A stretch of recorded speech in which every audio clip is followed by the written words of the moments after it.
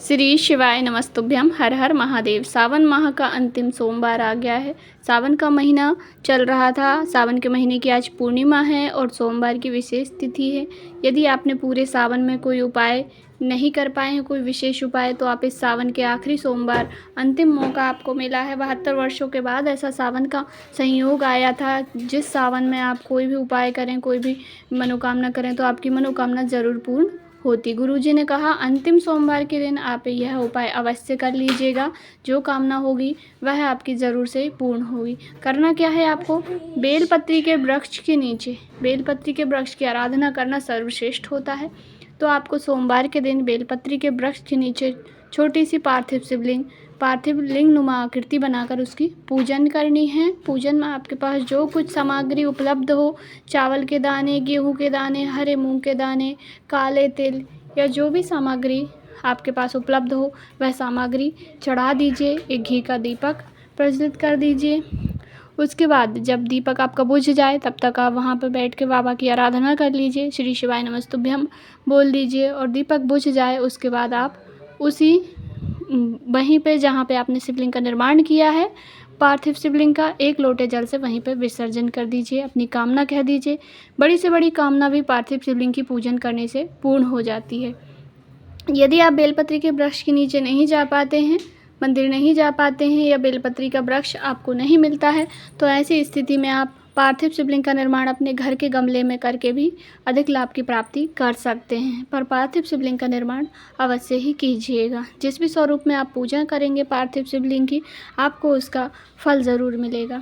दूसरा उपाय है सावन के सोमवार में किया जाने वाला। यदि आपने अभी तक अपने रुद्राक्ष को, जो भी रुद्राक्ष हो आपके पास, कुबेरेश्वर धाम का रुद्राक्ष हो या मार्केट का रुद्राक्ष हो, उसे सिद्ध नहीं किया है तो आपके पास अंतिम मौका है, आखिरी मौका है।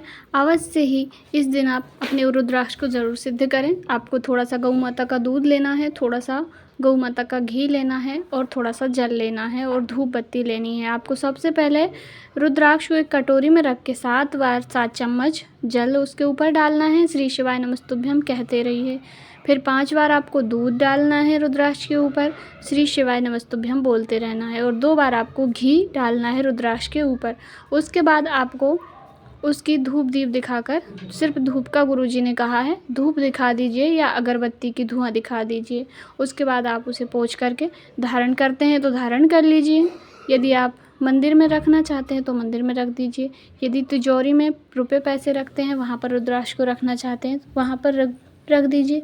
इस रुद्राक्ष का फल और भी बढ़ गया है, इसकी शक्तियाँ कई गुना बढ़ गई हैं, क्योंकि इस सावन में ही यह उपाय करना था जो कि 72 वर्षों के बाद आया है। तीसरा उपाय इसी सावन में करने का है। यदि कोई रोग बीमारियां पीछा नहीं छोड़ रही हैं, रोग बीमारी की मुक्ति के लिए गुरुजी ने इसी सावन में करने का एक महा उपाय बताया है, जिसे आपको एक बेलपत्री से करना है। सबसे पहले आप शिवालय जाइए।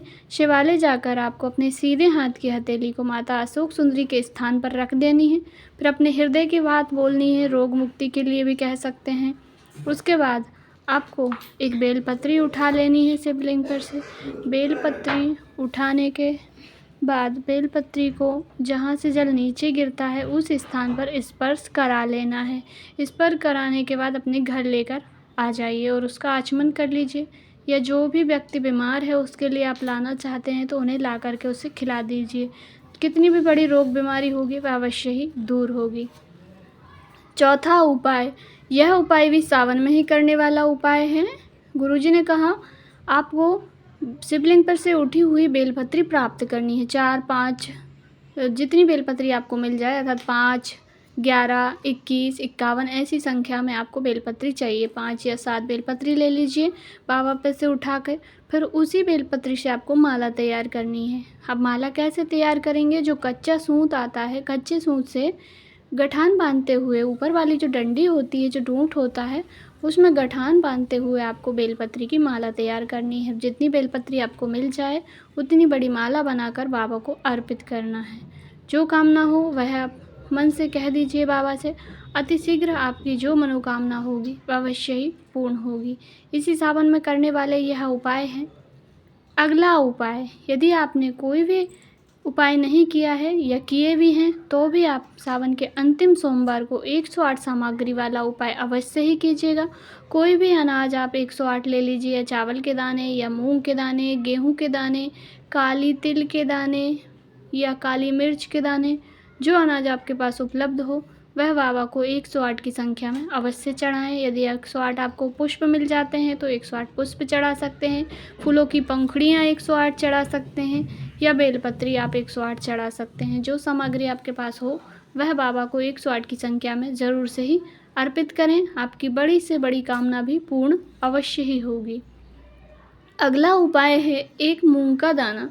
यह बहुत ही सरल उपाय है और इसे हर कोई कर सकता है आसानी से। इस उपाय के अंतर्गत केवल आपको 1 लोटा जल लेना है और एक मूंग का दाना लेना है। आखा मूंग का दाना लेना है, खंडित नहीं होना चाहिए।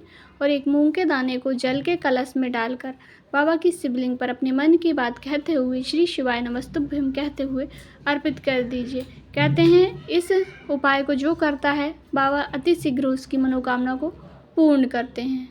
अगला उपाय है मात्र एक समी पत्र से आपको यह उपाय करना है। इस उपाय को करने के लिए आपको समी पत्र की आवश्यकता है। तो आप पूजन के लिए सामग्री लेकर गए हैं, सोमवार का दिन है तो पूजन के लिए सामग्री तो लेकर जाना ही है। तो आप संपूर्ण बाबा की पूजन कर लें। जब आप जल चढ़ा दिया, जो आप सामग्री लेकर गए हैं, चावल के दाने, फूल, चंदन, बेलपत्री, सब कुछ समर्पित कर दीजिए, अर्थात बाबा का श्रृंगार कर दीजिए। आप सफ़ेद फूलों से भी बाबा का श्रृंगार कर सकते हैं। जब पूरा श्रृंगार आपका हो जाए, शिवलिंग का पूर्ण श्रृंगार जब हो जाए, उसके बाद एक समी पत्र आपको लेना है और उसे माता रानी के हस्त कमल पर, पार्वती माता के हस्त कमल पर आपको समी पत्र को स्पर्श कराना है, टच कराना है। उसके बाद भोलेनाथ की शिवलिंग पर अपनी मनोकामना कहते हुए किसी भी मनोकामना की पूर्ति के लिए आप इस समी पत्र को बाबा की शिवलिंग पर चढ़ा दीजिए। बस इतना ही करना होता है। गुरुजी कहते हैं जो भी समी पत्र बाबा को श्रृंगार करने के बाद माता रानी के हस्त कमल पर स्पर्श कराकर चढ़ा देता है, माता रानी उसकी मनोकामना बाबा से कहती हैं और बाबा उनकी मनोकामना जो भी करता है उसकी मनोकामना को शीघ्र पूर्ण कर देती है। तो आप अवश्य ही, यह सावन का आखिरी सोमवार है, पूर्णिमा की पावन तिथि है, इसमें ज़रूर करें और एक राखी भोलेनाथ को अवश्य ही अर्पित करें और बाबा से प्रार्थना करें सबकी रक्षा के लिए, सबकी सफलता के लिए। बस इतना ही करना है सावन के महीने में। यदि आपको जानकारी उपयोगी लगी हो तो वीडियो को लाइक ज़रूर करें, चैनल पर नए हैं तो सब्सक्राइब करें। यदि आप कहीं पे कुछ समझ में नहीं आया हो तो आपका अपना चैनल है, ज़रूर से ही पूछिएगा। कमेंट में हर हर महादेव, श्री शिवाय नमस्तुभ्यम अवश्य ही टाइप करें। श्री शिवाय नमस्तुभ्यम, हर हर महादेव।